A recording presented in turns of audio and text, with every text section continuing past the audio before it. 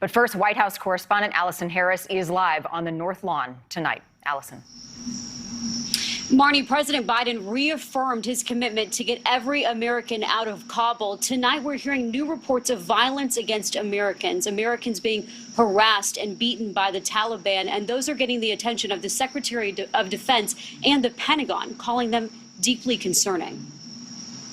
Crowds still in chaos at the airport in Kabul. This moment of a U.S. Marine hoisting a baby over the barrier, becoming a symbol of the desperation as thousands of Americans and Afghan allies rush to get out of the Taliban-controlled country.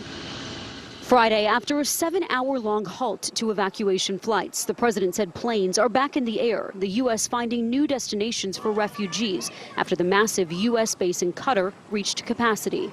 Even with the pause, we've moved out 5,700 evacuees yesterday. But that falls short of the number of evacuations the Pentagon wants to see, aiming to get as many as 9,000 out daily. The president also says Americans are able to get to the airport safely. We have no indication that they haven't been able to get in Kabul through the airport. We've made an agreement with the Taliban thus far. They've allowed them to go through. It's in their interest for them to go through. But in a briefing for members of Congress late today, Secretary of Defense Lloyd Austin told lawmakers he's aware of reports that some Americans in Kabul have been harassed and beaten by Taliban fighters, calling that unacceptable.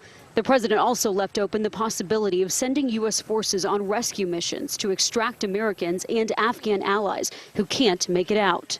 This as reports that U.S. helicopters are flying missions to evacuate 96 Afghans and bring them to the airport. The president warned against expanding the U.S. security perimeter around that airport and eliminating Taliban checkpoints blocking many from getting through. It's likely to draw an awful lot of unintended consequences in terms of people who, in fact, are not part of the Taliban. The president's pledge to evacuate Afghan allies does not match the reality on the ground, according to this Afghan interpreter, unnerved outside the airport. I'm telling to the people, stay in their houses, do not come to this area. It's a very, very crazy situation right now. And I hope the situations get better because I see the kids are dying. It's very terrible. And in the midst of all this chaos, there is a small bit of good news. We received an update from the military today that baby that we have all seen lifted by U.S. troops over the wall to the airport was able to get treatment at a hospital and has since been reunited with its father and is safe. Marnie? Allison, a bit of good news that we'll take tonight. Before I let you go, the president and the Pentagon addressed a question today of the terror threat remaining in Afghanistan, saying that we went to Afghanistan to get rid of al-Qaeda and Osama bin Laden, and that the U.S. did do that. But the Pentagon says al-Qaeda and ISIS remain threats in the country still tonight. That's not very reassuring for the American people.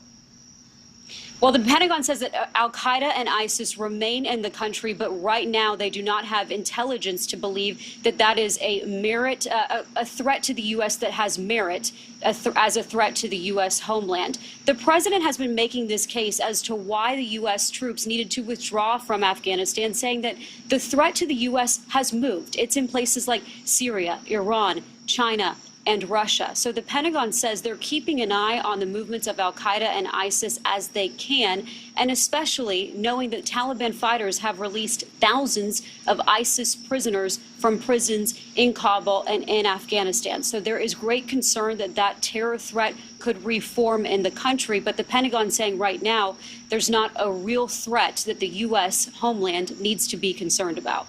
Allison Harris, live for us at the White House tonight. Allison, thank you.